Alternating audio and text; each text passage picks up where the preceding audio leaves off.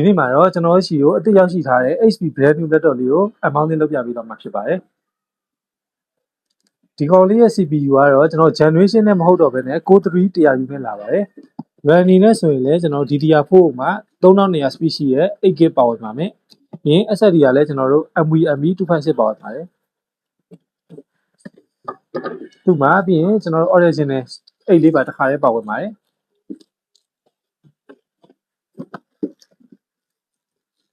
သူ့မှာကျွန်တော် HP ရဲ့ original မောက်လေးပါပါဝင်ပါတယ်ဒါကတော့တော်တော် brand new မှာမပါတတ်ပါဘူးဒီကောင်လေးမှာတော့ HP original မောက်လေးပါတစ်ခါလေးပါဝင်ပါတယ်ဘောင်းလေးကတော့အသေးကျိုးလေးနဲ့ပါဝါကျိုးလေးပါ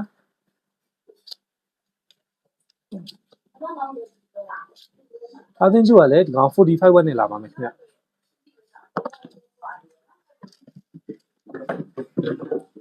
သူ့ရဲ့ body အကြောင်းလေးကလည်းကျွန်တော်အမဲရောင်လေးနဲ့ premium sensor လေးရှိပါတယ်ကြည့်ကြည့်လိုက်ပါ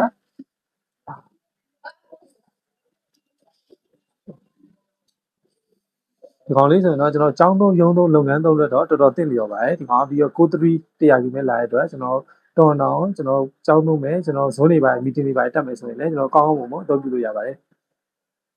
ဒီကောင်ရဲ့ port အနေနဲ့ဆိုရင်လည်းကျွန်တော် USB port 2 port HDMI port ကျွန်တော် network port တွေပါဝင်မယ်ပြီးရင်ဒီကောင်လေးကတော့ကျွန်တော် charging port ပြီးရင်ကျွန်တော်တို့ gadget တွေပါသုံးဖို့အတွက်ကျွန်တော် 3.5mm jack port လေးပါပါဝင်ပါတယ်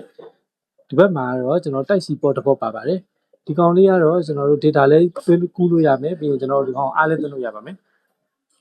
display အနေနဲ့ဆိုရင်လည်း14လက်မှ 8D LCD panel ကိုအသုံးပြုပေးထားပါတယ်ဒီကောင်ရဲ့ရုပ်ထွက်လေးကိုကျွန်တော်တစ်ချက်လောက်ဆန်းပြပေးပါမယ်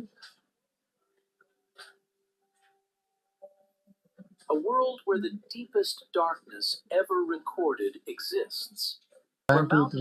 ကျောင်းသုံးရုံးသုံးလုပ်ငန်းသုံးအတွက် Go CPU မှာအသုံးပြုခြင်းနဲ့ဈေးလည်းအများကြီးအသုံးမပြုခြင်းဘူးဆိုရင်တော့ဒီ HP brand new laptop လေးကအရွေးချယ်တင်တော့ပါ